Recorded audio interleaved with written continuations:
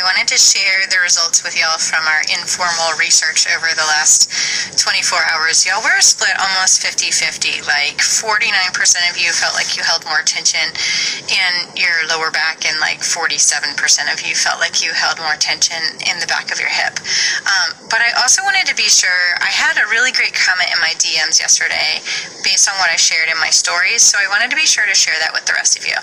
So I was demonstrating what happens in my body, which is when I hold tension in the small of my back and I let my butt stick out behind me, my glutes kind of go flat. I lose the ability to contract them. When I tuck my hips underneath of me and I push my hips forward, I get more of a glute contraction. But that does not necessarily mean that that's going to happen in your body. We don't have the same bodies. We don't have the same life history.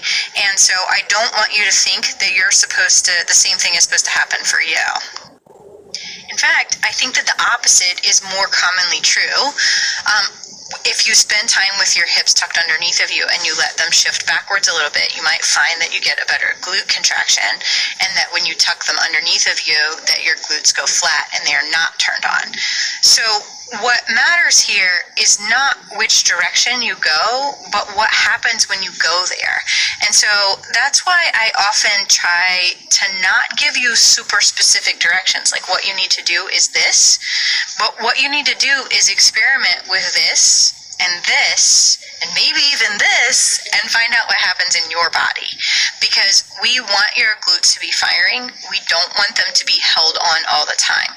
We want them to be able to contract and relax depending on what you're doing. So like if you're walking, your glutes are going to be engaged on the leg that you're standing on, and they're going to be relaxed on the leg that is swinging. So really, the take-home message should be that different things work for different people.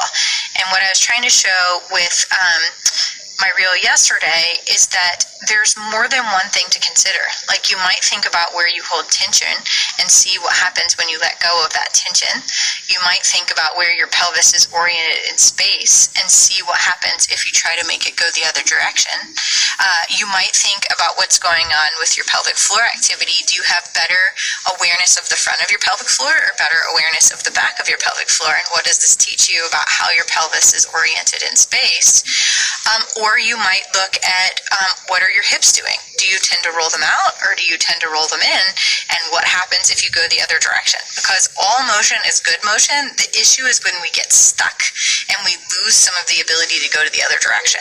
So hopefully that's some of the things that I'm helping you to tune into in yesterday's reel.